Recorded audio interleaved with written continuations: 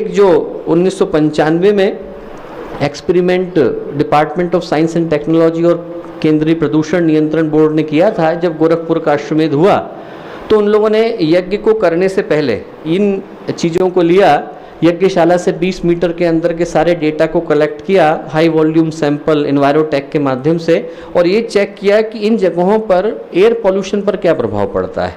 और जो दो मुख्य गैसेज हैं जिनका दुष्प्रभाव है आदमी के ऊपर प्रदूषण की दृष्टि से, सल्फर डाइऑक्साइड और नाइट्रस ऑक्साइड, उनने पाया कि यज्ञ से पहले उनकी जो संख्या थी उसके बाद टोटल सस्पेंडेड सॉलिड सिग्निफिकेंटली नीचे आए।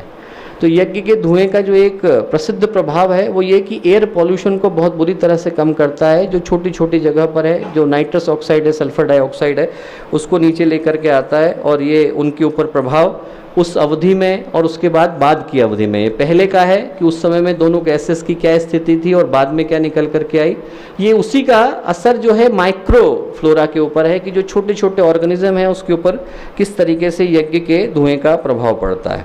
दूसरा जो असर होता है यज्ञ का, वो निगेटिव आयन को जनरेट करता है, तो मॉइस्चर के कारण उन जगहों पर बारिश होती है। आप लोगों को 1960 का प्रसिद्ध एक्सपेरिमेंट पता होगा कि जैसलमेर में उन लोगों ने 100 किलोमीटर की दूरी पर निरंतर यज्ञ किए। 2 झोपड़ियाँ खाली थी, 2 झोपड़ियों के अंदर यज्ञ हो रहा था। जिन झोपड़ियों में निरंतर यज्ञ हो रहा था वहाँ पर निरंतर बारिश हुई जैसलमेर के क्षेत्र में, इसलिए क्योंकि उन जगहों पर मॉइस्चर का फॉर्मेशन होता है, नेगेटिव आयन जनरेट होते हैं, क्लाउड की फॉर्मेशन होती है और फिर बारिश होती है।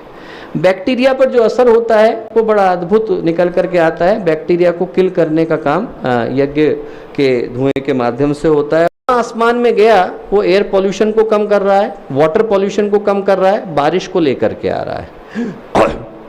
और इसके अतिरिक्त क्या कर रहा है कि जो बाद में बच गई ऐश, भस्म बच गई, उसको आप उठाइए, खेतों में छिड़क दीजिए, खेतों की पैदावार बढ़ जाएगी।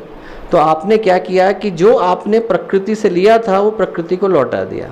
वैज्ञानिक तो आज इस चिंतन पर पहुँचे हैं कि कोई चीज़ ज़ीरो वेस्ट मैनेजमेंट प्रोसेस होती है। ऋषियों ने तो आज से हजारों साल पहले ज़ीरो वेस्ट मैनेजमेंट प्रोसेस बता दी थी कि जो आपने प्रकृति से ली वो आपने प्रकृति को लौटा दी। लकड़ी आपकी बनाई हुई नहीं थी, दूध आपका बनाया हुआ नहीं था, घी आपका बनाया हुआ नहीं था, आग आपकी बनाई हुई नहीं थी।